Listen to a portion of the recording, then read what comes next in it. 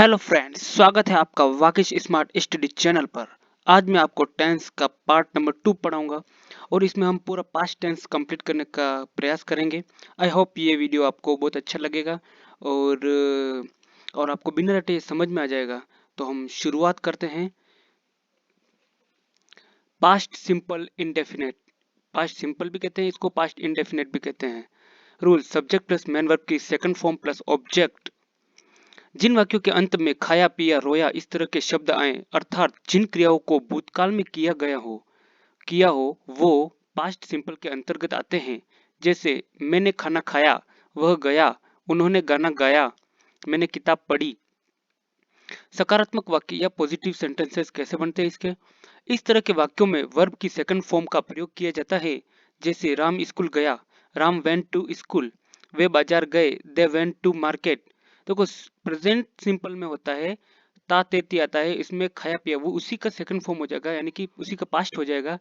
खाया पिया रोया दोया जो भी है उसका पास्ट हो जाएगा। तो वह स्कूल जाता है और पास्ट में हो जाएगा वह स्कूल गया। ठीक है, आगे बढ़ेंगे।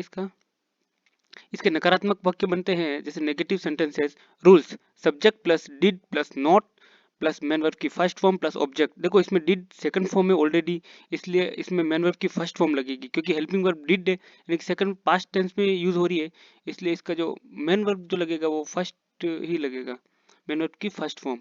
नकारात्मक वाक्यों में हेल्पिंग वर्ब के रूप में डिड का प्रयोग किया जाता है और मेन वर्ब की फर्स्ट फॉर्म ही प्रयोग में ली जाती है। जैसे राम ने खाना नहीं खाया, Ram did not eat food, इसमें हेल्पिंग वर्ब डिड लग गया और नॉट लग गया, और उसमें लगता था डू या डज, यानी कि प्रेजेंट टेंस में लगता है डू या डज। वे गांव नहीं गए, they did not go to village. प्रश्नवाचक या interrogative sentences. Rules: did plus subject plus main verb की फर्स्ट फॉर्म प्लस ऑब्जेक्ट। इस तरह के वाक्यों में सबसे पहले डिड आ जाता है। जैसे क्या राम स्कूल गया, did Ram go to school, क्या वे स्कूल गए, did they go to school. क्या राम स्कूल नहीं गया, did Ram not go to school, क्या वे स्कूल नहीं गए, did they not go to school. इसका एग्जाम्पल देखते हैं। मैंने पुस्तक पढ़ी, आई रेड द बुक। मैंने पुस्तक नहीं पढ़ी, I did not read the book. पहले रेड बोला जाएगा, फिर बाद में डिड लग गया, इसलिए फर्स्ट फॉर्म में यूज हो रही है रीड, इसलिए इसको रीड ही बोला जाएगा। क्या मैंने पुस्तक पढ़ी, did I read the book. क्या मैंने पुस्तक नहीं पढ़ी, did I not read the book. तुमने गाना गाया, यू सैंग ए सॉन्ग। तुमने गाना नहीं गाया, you did not sing a song. क्या तुमने गाना गाया, did you sing a song. क्या तुमने गाना नहीं गाया, did you not sing a song. Past continuous. Rule: subject plus was verb plus main verb की first form plus ING plus object. देखो प्रेजेंट कंटिन्यूस में लगता है is am are helping verb और पास्ट कंटिन्यूस में लगेगा was were helping verb. तो जिन वाक्यों के अंत में रहा था, रही थी, रहे थे इस तरह के शब्द आए, अर्थात जिन क्रियाओं का भूतकाल में जारी रहना दर्शाया गया हो, वो पास्ट कंटिन्यूस के अंतर्गत आते हैं। जैसे मैं रसोई में जा रहा था, वह खाना बना रही थी, वे बाजार जा रहे थे। सकारात्मक वाक्य कैसे बनते हैं इसके? Positive sentences. He she it और आई, नाउन और नाउन सिंगुलर, इनमें हेल्पिंग वर्ब वाज लगता है। We you they noun plural, इनमें हेल्पिंग वर्ब वर लगता है। जैसे रमेश नहा रहा था, रमेश वॉज बाथिंग, वे उसको देख रहे थे, दे वर वॉचिंग या वॉचिंग हर, वे उसको देख रहे थे, दे वर वॉचिंग हर। इसके नकारात्मक बनेंगे negative sentences. Rules: subject plus was were plus not plus main verb की first form plus ING plus object. नकारात्मक वाक्यों में हेल्पिंग वर्ब के रूप में वाज या वर का प्रयोग किया जाता है और मेन वर्ब की फोर्थ फॉर्म ही प्रयोग में ली जाती है। जैसे सुरेश किताब नहीं पढ़ रहा था, Suresh was not reading a book. हम नहीं रो रहे थे, वी वर नॉट वीपिंग। इसके प्रश्नवाचक या इंट्रोगेटिव सेंटेंसेस कैसे बनते हैं? Rules: was were plus subject plus main verb की first form plus ING plus object. इस तरह के वाक्यों में सबसे पहले वाज या वर आ जाता है। जैसे क्या सीता रसोई में नाच रही थी, was Sita dancing in kitchen. क्या वे उसको पीट रहे थे, वर दे बीटिंग हिम। क्या तुम घर पर काम नहीं कर रहे थे, were you not working at home. क्या मैं तुम्हें नहीं पढ़ा रहा था, was I not teaching you. इसके एग्जाम्पल: वह खेल खेल रहा था, he was playing a game. वह खेल नहीं खेल रहा था, he was not playing a game. क्या वह खेल खेल रहा था, was he playing a game. क्या वह खेल नहीं खेल रहा था? Was he not playing a game? तुम सो रहे थे? You were sleeping. तुम नहीं सो रहे थे? You were not sleeping. क्या तुम सो रहे थे? Were you sleeping? क्या तुम नहीं सो रहे थे? Were you not sleeping? अब पढ़ेंगे हम past perfect rules. Subject plus head plus main verb की थर्ड फॉर्म प्लस ऑब्जेक्ट।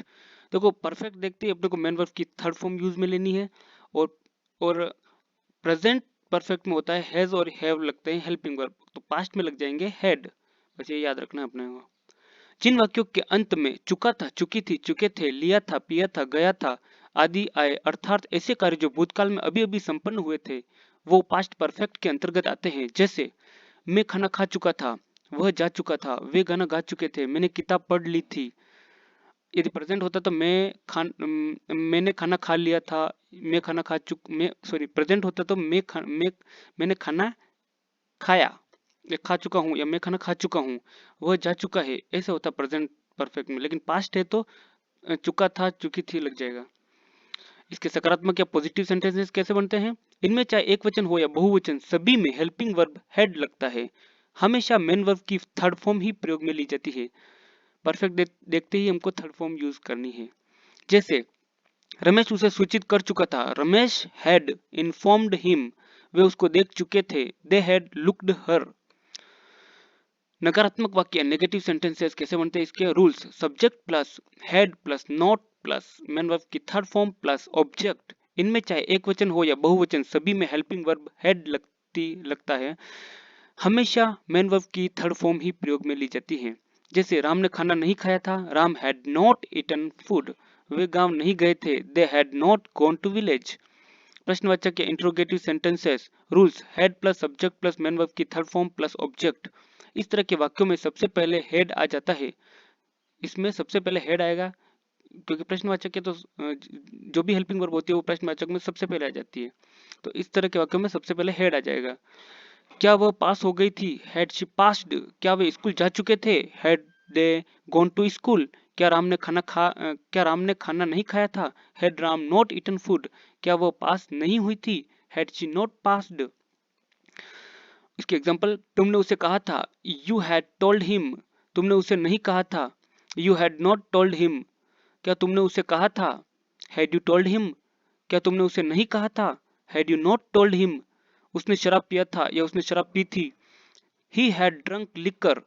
उसने शराब नहीं पी थी या नहीं पिया था। He had not drunk liquor. क्या उसने शराब पिया था? Had he drunk liquor. क्या उसने शराब नहीं पिया था? Had he not drunk liquor. तो ये कंप्लीट हुआ हमारा परफेक्ट पास्ट परफेक्ट टेंस। अब हम पास्ट परफेक्ट कंटिन्यूअस। देखो पास्ट परफेक्ट कंटिन्यूअस, इसका रूल्स है subject plus had been plus main verb की first form plus ING plus object, उसके बाद सिंस या फॉर। क्योंकि ये परफेक्ट कंटिन्यूस है तो इसमें कंटिन्यूस का जो वर्ब यूज होती है मेन वर्ब की फोर्थ फॉर्म, यानी कि मेन वर्ब की फर्स्ट फॉर्म प्लस आईएनजी, ये होगी कंटिन्यूस। और परफेक्ट है तो इसमें हेड लगेगा, और इसका खुद का है बिन, तो इसकी हेल्पिंग वर्ब हो जाएगी had been plus main verb की फोर्थ फॉर्म। ठीक है। इस तरह के वाक्यों में समय का बोध होता है और भूतकाल में कार्य जारी रहता है। समय को दर्शाने के लिए सिंस और फॉर का प्रयोग होता है। इसमें सिंस पॉइंट ऑफ टाइम को दर्शाने के लिए दर्शाता है, और फॉर पीरियड ऑफ टाइम। जैसे ये तो मैंने प्रेजेंट टेंस में बताया है आपको, तो ये आपको उस वीडियो में देखना पड़ेगा, या फिर मैं अभी रिवाइज कर देता हूँ।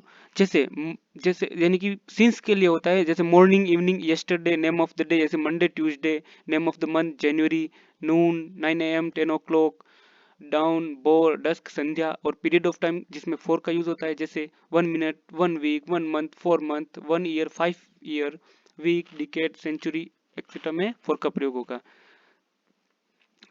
तो इसके सकारात्मक वाक्य कैसे बनते हैं?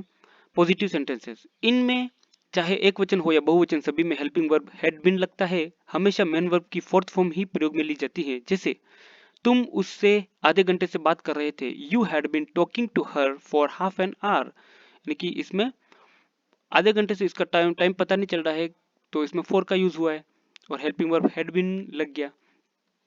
इसके नकारात्मक वाक्य नेगेटिव सेंटेंसेस कैसे बनते हैं? इसका रूल्स है subject plus had not been plus main verb की first form plus ING plus object. इनमें चाहे एक वचन हो या बहुवचन सभी में helping verb had not been लगता है। हमेशा मेन वर्ब की फोर्थ फॉर्म ही यूज में ली जाती है। जैसे तुम उससे आधे घंटे से बात नहीं कर रहे हो, सॉरी कर रहे थे, इसमें बाई मिस्टेक हो गया, बात नहीं कर रहे थे, तो you had not been talking to her for half an hour. इसके प्रश्नवाचक या इंट्रोगेटिव सेंटेंसेस कैसे बनते हैं बनेंगे। Rules, had plus subject plus been plus main verb की first form plus ING plus object. इस तरह के वाक्यों में सबसे पहले हेड आ जाता है, उसके बाद सब्जेक्ट प्लस बीन आता है। जैसे क्या तुम उससे आधे घंटे से बात कर रहे थे, had you been talking to her for half an hour. क्या तुम उससे आधे घंटे से बात नहीं कर रहे थे, had you not been talking to her for half an hour. इसमें देखना जो हेल्पिंग वर्ब है परफेक्ट की वो पहले आती है, उसके बाद सब्जेक्ट आता है, फिर उसके बाद नोट आ जाएगा। तो आगे बढ़ेंगे अब इसके एग्जाम्पल। वह सुबह 6 बजे से पढ़ाई कर रही थी, she had been studying since 6 AM। वह सुबह 6 बजे से पढ़ाई नहीं कर रही थी, she had not been studying since 6 AM। क्या वह सुबह 6 बजे से पढ़ाई कर रही थी, had she been studying since 6 AM। क्या वह सुबह 6 बजे से पढ़ाई नहीं कर रही थी, had she not been studying since 6 AM। तो इस तरह से हमने ये कंप्लीट कर लिया है पूरा पास्ट टेंस। आई होप ये वीडियो आपको बहुत अच्छा लगा होगा। अगर ये वीडियो आपको अच्छा लगा हो तो लाइक और शेयर करें और प्लीज़ चैनल को सब्सक्राइब करें। Thank you.